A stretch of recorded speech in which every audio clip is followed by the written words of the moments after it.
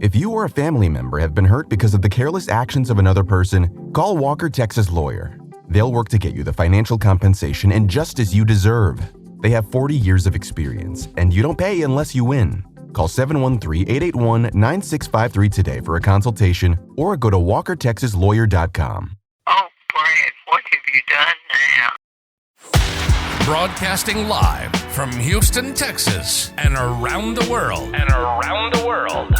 TV host, best-selling author, and radio personality Brad Gilmore brings you a collection of conversations with stars from movies.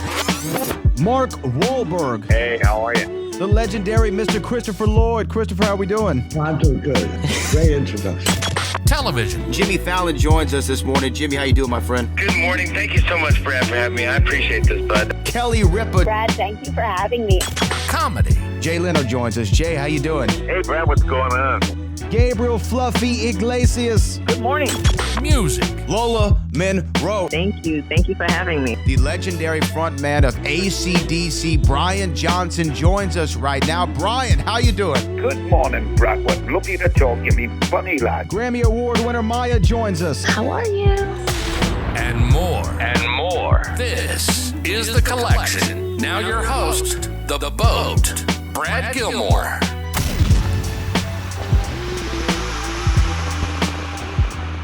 Hey, this is Booker T, 6-time world champ, 2-time Hall of Famer. Got my man Brad Gilmore here, and we coming to you live this beautiful, beautiful day from Trill Burger right here on Shepherd. Don't miss out. Don't get shut out. Guys, be anywhere in the area. We wish you was here. But Brad, how you feeling, man? How you feeling? BT, I'm feeling great. I haven't eaten in like 24 hours You've been at least. fasting. You've been fasting. I've been fasting, and I believe in fasting. Not only is it good for the mind and the body, but it's good to have a double or triple Trill Burger. Oh, man. You don't understand how long I've been waiting for this day. I've been waiting for the Trill Burger day since I first saw them break down this building and paint it the Trill colors. Yes, indeed. I got a chance to come here a couple of weeks ago and hang out with my man AJ from WWE. He shot a little video here at Trill Burger, and I tell you, man, the video was good.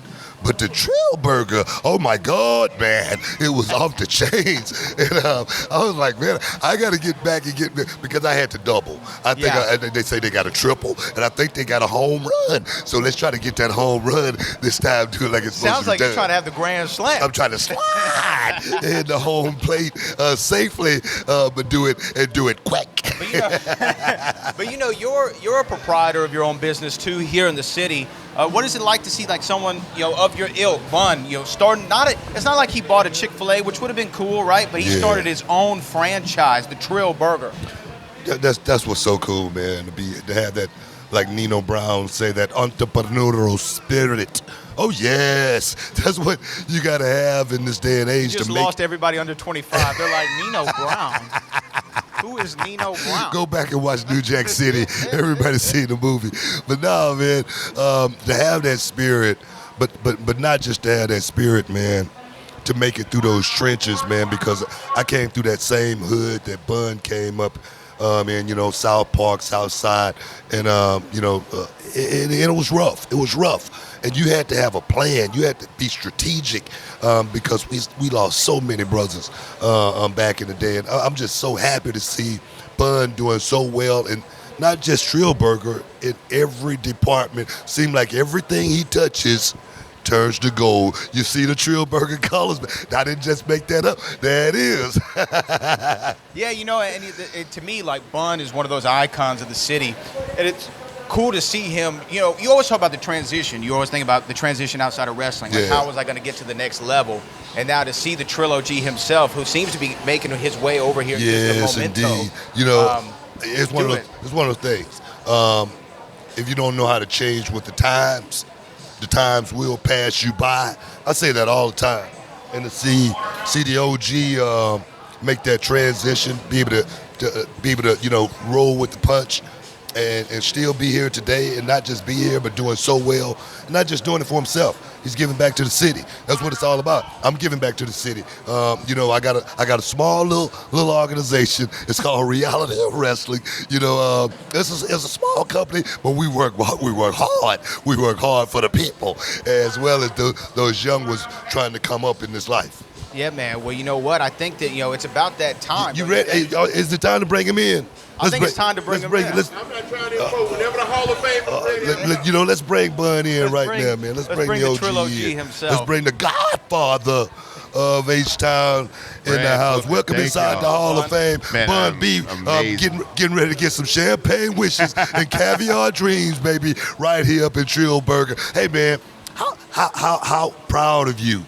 I'm proud of this establishment. I mean, come on, talk to me. It's a blessing, man. You know, I've had an amazing career with rap, and it's not like I'm done with it. I'm still active. I actually got a gig tonight in Dallas. Oh, man. But I was presented with the opportunity to be a part of this company. And when I tried the burger, I knew I was something I wanted to be involved with, man. And I put this burger on my back, and I took it around this country, and I presented it to people all over America. I used everything I had to get myself in certain doors just to present it to the right people in the right place. And it took off, man. And then once we won Best Burger on Good Morning America, that was it. Because That's huge. Because for one, it validated what we had been saying about the food the whole time, but then it opened up to a whole world of people that are outside my core demographic. Yeah. Like Good Morning America is predominantly older people that watch that show. So the 55 and up crowd was on my bumper. Like they were serious. They were trying to get that burger. But then also by going to these different music festivals and whatever, it also afforded me the opportunity to present it to the next generation of artists and build that connection and that bond with those people. So this burger is not only a great financial thing for me, it's also very representative of Houston's culture. You know, when people come here from all over the country, and they have been coming, they've even been coming from Canada and overseas, we wanted to make sure it felt Trill. Yeah, it looked Trill, and that it was representative of what people expect from Houston culture. There's no telling who's going to be in this thing, you know what I'm saying, at any given time. Look, you got legends in here today, you know what I'm saying? World champions in here 2 times. You know what I'm saying? So it's a blessing, though, Book. I ain't going to lie, man. You and I, we've been blessed to see the world, right? Travel all around the world, get adoration from millions of people, man. So it's one thing to know that you put in hard work and you made the effort, but it's another thing to be appreciated. Yeah, man. Is it kind of like the rap game, like when you first started, you hustling, man. You hustling. Right. You selling CDs out of the trunk. You know what I mean? You running from the mall to mall. You go into the club, handing the CD off to the brothers. Hey, it's like that. Yeah, no, absolutely. First of all, I haven't had this kind of passion, meet purpose, since I started rapping, right? I haven't really felt energized about something like this in a long time. When I lost Pimp, it really took a lot out of me from the music industry. It's my job, it's my career, and that's what I had to do to take care of my family. But it became more of a job. It used to be fun. It became more of a job. And my wife helped me to make sure that it became interesting so I wasn't phoning it in. But getting this burger made me want to wake up in the morning, made me want to read, made me want to talk to people, ask questions, do research, do my homework, learn all of the different components of the food industry, from the kitchen to the service, the hygiene, all of this different stuff that it takes to make a business work. That's where I'm at right now. It's a renewed interest, a renewed passion, a renewed purpose, and it's beautiful because when I started my music career, the kids weren't old enough. My grandkids, they were born into this. Yeah. So that whole part of my life was already here when they came here. Right. But this new chapter in my life, everybody gets to be a part of. My granddaughter works at Trill Burger. My nieces work at Trill Burger. My manager, one of my best friends, my brother, his children work at Trill Burger. My other nephew, Michael's son, works at Trill Burger. We've been able to give opportunities to people who normally would not be able to find employment in the city of Houston. You know what I'm saying? Yeah. Which is a beautiful thing that we can afford people, man. And if you look around here, white people work at Trill Burger, black people work at Trill Burger, Asian people, Latina people. We are a melting pot and a true representation of this Houston community, and I'm proud to have that. That's awesome, man. Hey, man, the transition. Yes. I always talk about, if you don't know how to change with the times will truly pass you by. Absolutely. And you have been one of the brothers who have been able to make that transition so effortlessly. What has, why so? Well, look, I look at the people in front of me, right? I look at people like Ice Cube. I look at people like Snoop. Yeah. I look at people like Shaq, people like yourself, right? Who took all this cultural equity that you built up, right? That other people, unfortunately, were able to profit off of more than you. And now you can monetize that equity. We're doing podcasts, right? Doing products, selling burgers. Now we're the ones that have control not only of our power, but the profit and the money that we make. You know, it's all about that paper, baby. So I'm watching how players like you transition. I'm taking my notes and my cues from people who were successful before me, right? And who like reached the top plateau of their respective careers and now realize there's other things that they need to put in their energy behind, other things, other avenues that they can try. I'm looking at that type of thing, man. I'm paying attention because as much as I love rap, I understand it's a younger man sport. Sure. You know what I'm saying? I still have my fan base. I still go out and do shows and I get a crowd or whatever, but I don't know if that's necessarily how I want to spend the next 30 years of my life, letting that be the number one thing that I'm doing. This is a great place to put my energy. I can book everything around this, so I could be at Trill Burgers Monday through Friday, and if I needed to go do something on the weekend, I can still go out Friday night, Saturday night, Sunday night. You know what I'm saying? I got the best of both worlds, man. Young people, y'all better get a biscuit right now and soak this knowledge up. Because this Bun talking, Brad, go ahead, man. Well, you know, I mean, I've heard you talk about Trill Burger. Obviously, that's why we're here. This location, you said, is like a temporary spot for you, and you want to expand greater. Like, what is the 5-year vision for Trill Burger? Do you want to have multiple locations around the city? Do you want to expand statewide? Well, I mean, look, I think for many people, this brand presents itself as a mom and pop brand, right? And it does. I do want it to feel that way, but I want this burger to be available to every person in the world, right? No matter if they all try it or buy it or whatever, but I want this burger one day to be in a position where anybody on this planet can try one if they want one. But everybody in Houston needs one, right? Everybody in Houston needs this burger, right? Before we take it out on the world, I want to make sure that everybody in Houston had the chance and the opportunity to get this burger. And let people know ahead of time, hey, man, I ate this thing. It's coming to Atlanta. You better be ready. It's coming to Dallas. It's coming to Austin. You better be ready. Like a movie. It's like a movie, right? Word of mouth is what helped break me. I never really had the major media magazines or outlets support me as an independent artist. You know what I'm saying? So it was word of mouth that took UGK around the world. And so I used that same focus, that same narrative, and that same drive to take this burger around the world. I ain't doing nothing new, Booker T. Yeah. I'm treating this burger like it's an album. I took it on promo tour. I got it out in front of the people. We won Best New Artist when we won Best Burger, and now people pay for us to come to where they are. It's a beautiful thing. I mean, but has the fact that how the city's embraced it, has it surprised you at all? Because, I mean, I would drive by here every day, and I'm thinking, is today the day I'm going to get the burger? And I see the line going down the block, and I'm like, wow, the love is out of this world. I'm not surprised by repeat customers, because once you have this burger, you can't not want this burger. Yeah, true. You know, I'm trying to be careful. Back. Y'all got to forgive me because there's Cowboy fans in here, and I told them they could all come before the season started, but now I feel like they just traipsing up and down in my building like this, showing off their little blue stars or whatever. But I'm going to be easy about it. No, but I think the beautiful thing about this is that, you know, I built this company off the back of Houston. There's no way around. That's why if you look at the merchandise, it says Houston made. And this is the first place we presented this burger. This was the place that told the world that Bun B does have a great burger and told people, come to Houston, come try this burger. Let it be a part of your cultural experience, your tourism when you come to the city of Houston. I never would have thought that people would make the effort that it takes to get this burger. We started this company in the summertime. We opened this brick and mortar in the summertime in Houston. That's 98 plus degree weather for the majority of the summer. Not just certain days, the majority of the summer.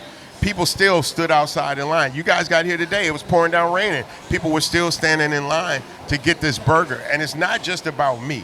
This burger is bigger than me at this point. This burger is really representative of Houston's hip hop culture, how tightly we're bonded in this community, and how we want to present ourselves to the world. So it's really, this burger is transcended being a burger, and it's transcended being me. So when people come here, one, they know the burger is good, and they're willing to eat the burger, but it's also a continuing support of not just my personal career, but also of Houston's hip-hop culture and the way we present ourselves out to the world. I would love for Trill Burger to be one of the best cultural exports from this city. And it's well on its way. You know what I mean? It's well on, and for me, you know, Booker was talking about soak up all this knowledge. And for the young people listening and people like myself, you know, I just turned 30, and I look to people like you and people like Book. It's just awesome for me to have two Houston representatives who are self-made and show the path for people of all colors, of all cultures, of all backgrounds. Y'all are paving the way for people like as myself to think bigger than what we thought of, you know, 10 years ago. I think Book can agree on this, right? Once you figure out how you're seen by the public, And once you've seen yourself being promoted, marketed, and sold to the public, and see how much money that generates, the minute you figure that out, you start trying to figure out how you can do it yourself. Yeah. That's it. You got contractual obligations, and you want to honor those things, right? But the sooner that you can transition from being the employee to the employer, you start looking for ways. Now, everybody can't be that person, right? Like, everybody can't get this burger, but you can get a proverbial burger, right? You can get a proverbial podcast. There's something out there that you can learn from watching my journey that can contribute to your journey, because there's things I watched from his journey that contributed to my journey. And that's what this is really all about, living a life that people can learn from. That right there is what I want to, transition to. Talk about the grind, talk about, being able to stay in the game, and, because when you take yourself out of the game, that's pretty much the end. But you have pretty much weathered this storm. And, I lost my dad when I was 10 months old. I lost my mom when I was 14. Wow. You've gone through a lot of trial and tribulation, man. Losing your partner, Pimp C. Yes. Fat Pat, Big Hawk. We just lost this kid with the Migos Takeoff. Yes. So much we had to deal with in order to get to this point. Absolutely. How important it is for you to, talk to young people and let them know that there is light at the end of the tunnel, but you got to keep grinding. No, absolutely. First of all, I had an idea of what my life was going to look like, right?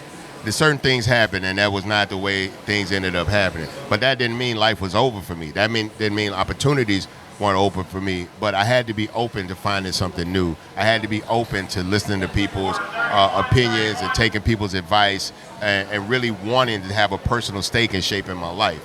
You know what I'm saying? And I was able to build something out of that. And now I'm in the middle of building something else. Yeah. So I know what it's like to be bottomed out. I know what it's like to not have nobody in your corner and to really just be stuck in the mud trying to get out. You know what I'm saying? I've done it twice. Yeah. You know what I'm saying? By the grace of God. And so if nothing else, you can just look at my life. I leave a life that by example shows what you can overcome and what you can accomplish. Being from where I'm from and the home I grew up in a duplex. Duplex, that way you got two families living in one house and they share the bathroom. You know what I'm saying? So that's worse than the shotgun shack. At least in the shotgun shack, you got your own bathroom. But I didn't let those kind of things define me, right? I watched my mom work very hard, to provide a life for me after her and my dad divorced.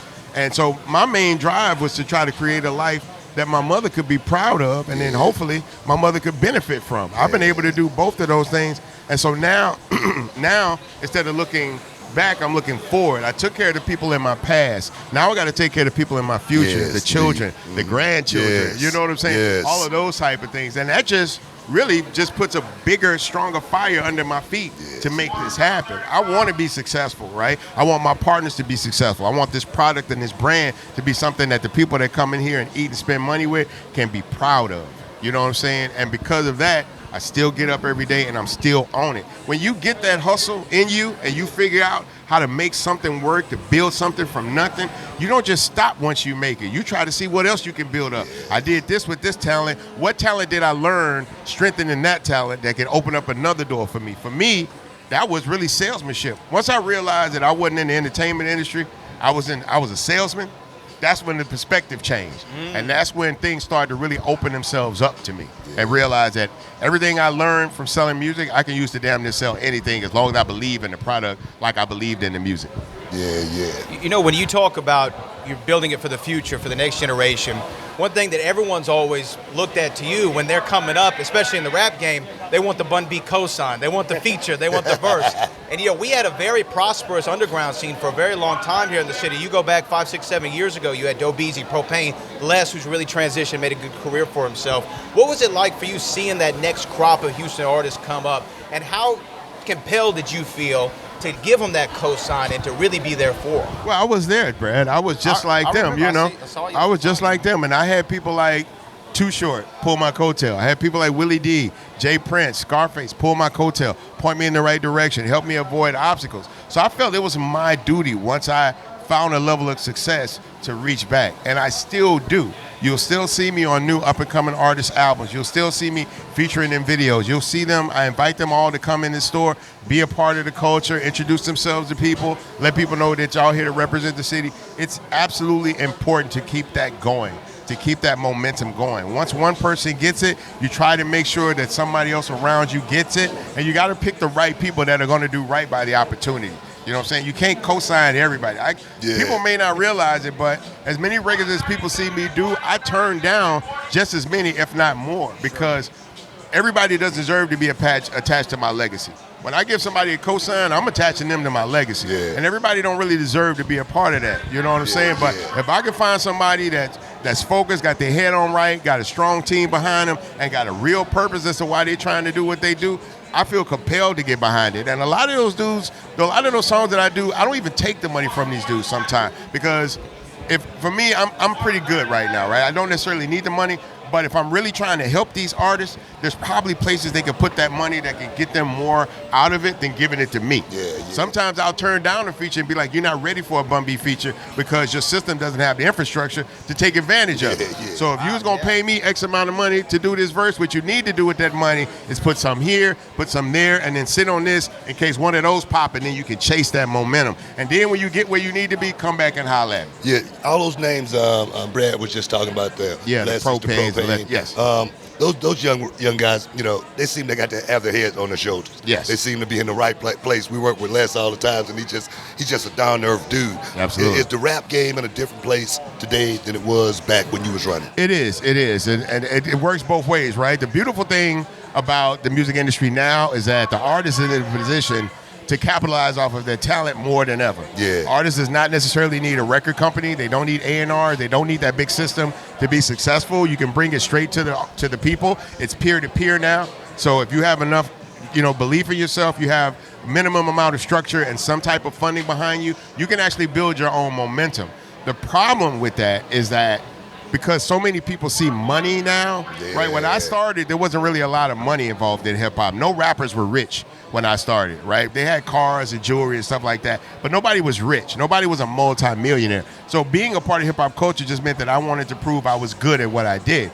But now the main drawing component to being an artist is the money, right? Because it's very easy to capitalize off the money, and that's fine. But with that comes a lesser need to feel that you have to be of a certain level of an MC, right? You don't even feel like you need to be a lyricist, and you don't, because everybody doesn't want that from their entertainment. But we still have to go out and find the Propanes, the Lesses, guys like that, the Sauce Walkers, who are not just people trying to make music, people trying to build brands, bring other people along for the ride, you know what I'm saying, and create long-term goals for their families. And I support that all day. So, those kind of guys are always welcome to come to me, and not just for music. A lot of these young artists, the music thing they kind of get, it's really trying to balance it with life, right? How do I make this work for my baby mama? How do I make this work for my kids, my wife, my mama, my grandmother, the people that they love? How do I protect them from the things that come with this job? You know what I'm saying? Yeah. Once I get a bunch of money, I'm from the hood, I'm gonna mess around and have a target on my back. How do I keep that target off my family's back? Exactly. Those type of things. Those are the ways that I try to help artists navigate, because the music, that's the easiest part of the music industry, is making the music. It's managing the energy and the business and the money. That's the hard part.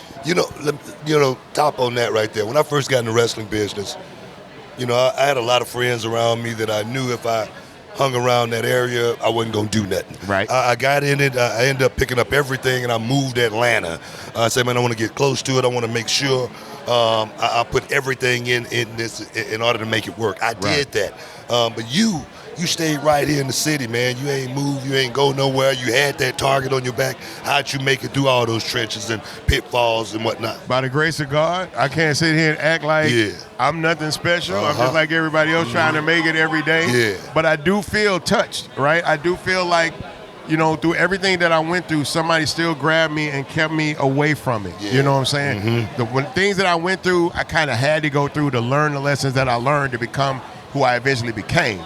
But there was also a lot of other bullshit that I had my hands in, just being honest. And I had my hands in that for some reason, everybody else got jammed up and caught up. Yeah. And I was saved. Yeah. You know what I'm saying? I wasn't in the car when it got shot up. I wasn't in the car when it got pulled over. But those were my friends. Yeah. Right. You know what I'm saying? Those are the people I was spending every day with. I wasn't in the house when the laws ran in it. All of these different things happened to me in my life, and I can't be ignorant to that type of stuff. Only so much of that can be coincidence. You know what? At some point, I felt like there's a higher power, some kind of angel positioning me in this life. I'm trying to do right by whatever that is. I appreciate you telling that story right there, because so many young people out there, they riding in that car, they in that house, and nothing goes wrong. They think they lucky. Exactly. They think they lucky. Yes, no, indeed. brother, you are blessed, and somebody's trying to tell you something. You know, there was a lot of things that I didn't pay attention to as I was growing up, and I paid the price for some of those things, but I never had to pay the ultimate price. I thank God I never had to pay the ultimate price for the mistakes I made. And so every day I wake up, I try to be a better version of myself. You was like I'm still not perfect. You was like that cat with 9 lives. First time I got in trouble, I'm in the back of a police car going to prison.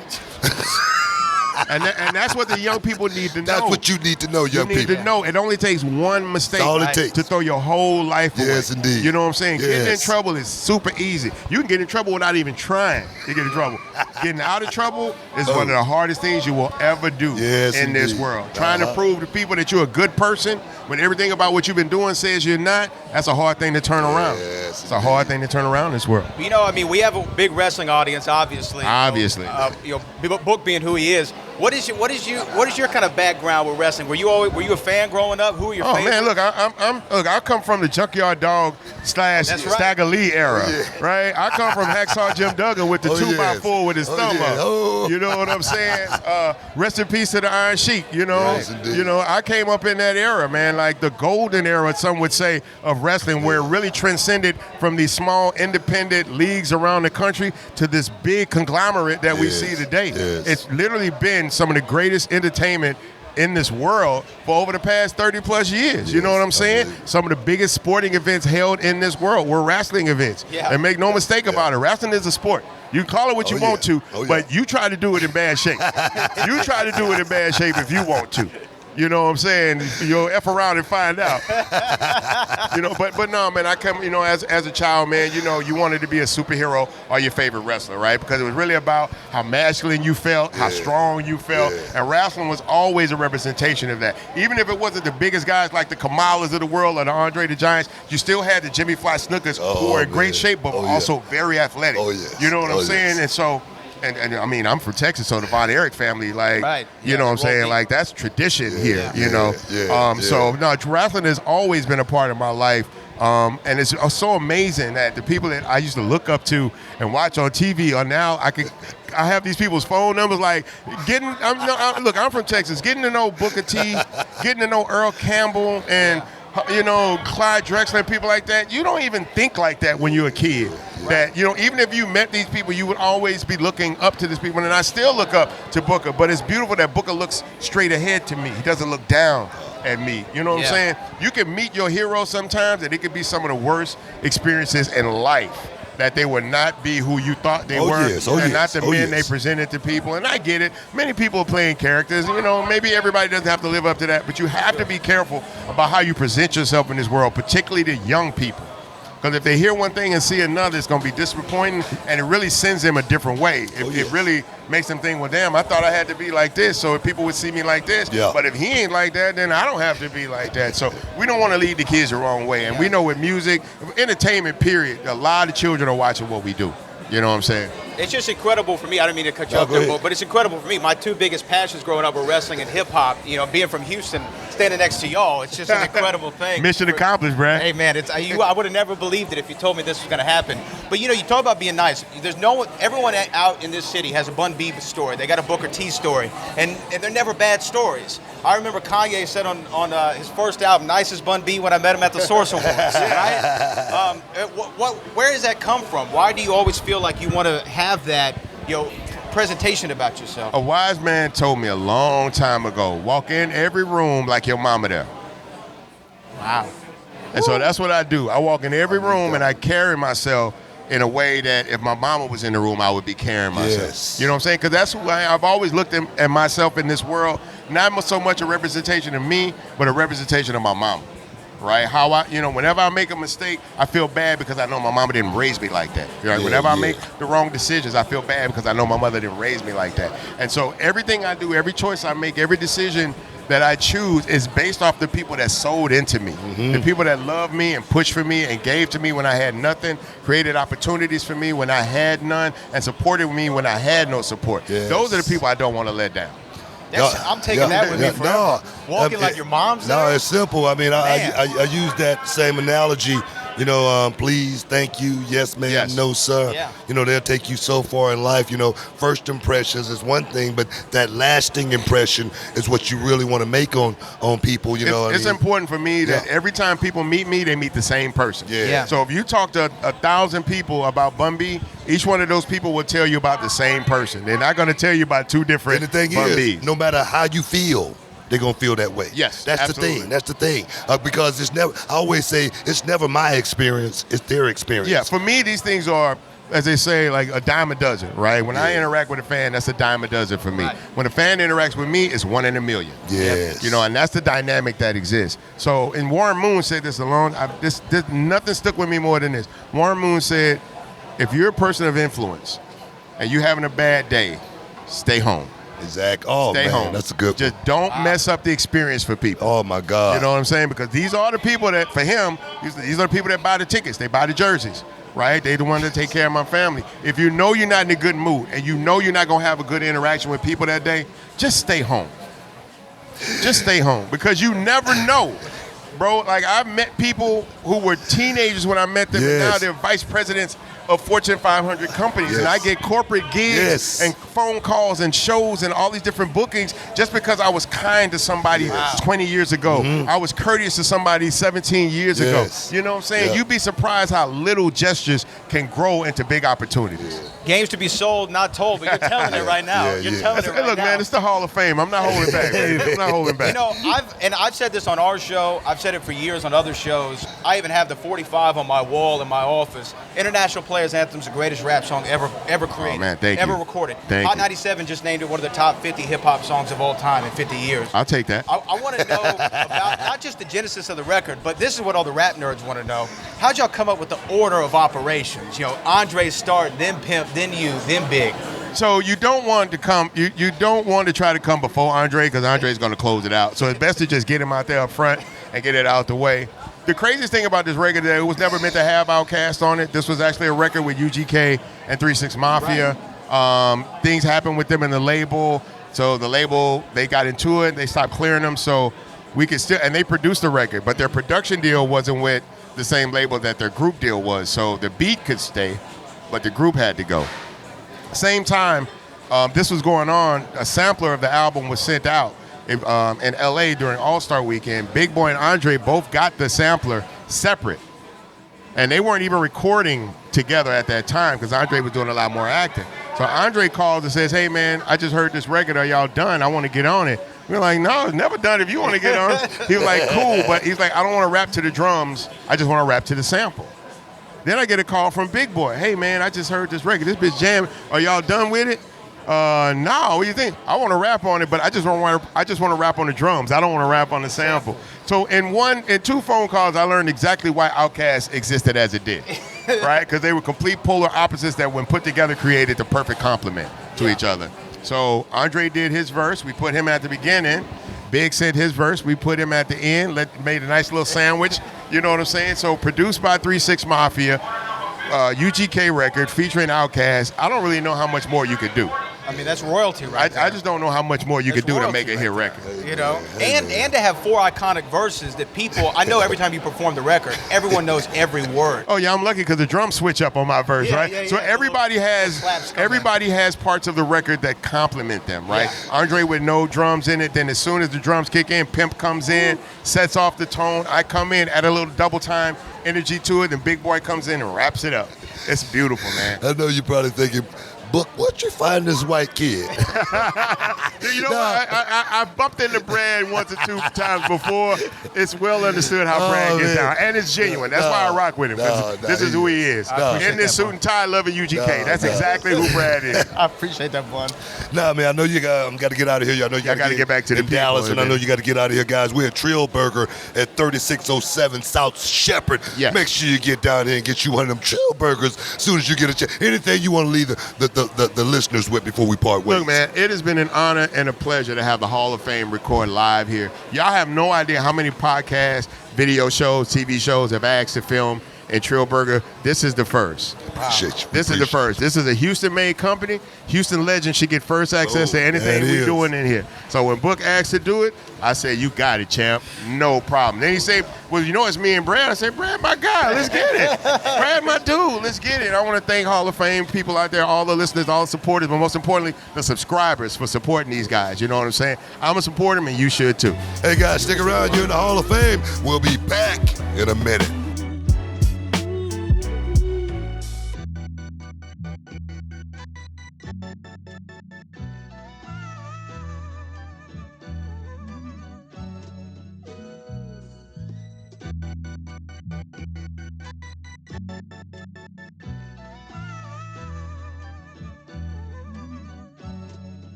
Hurry up, tape running out.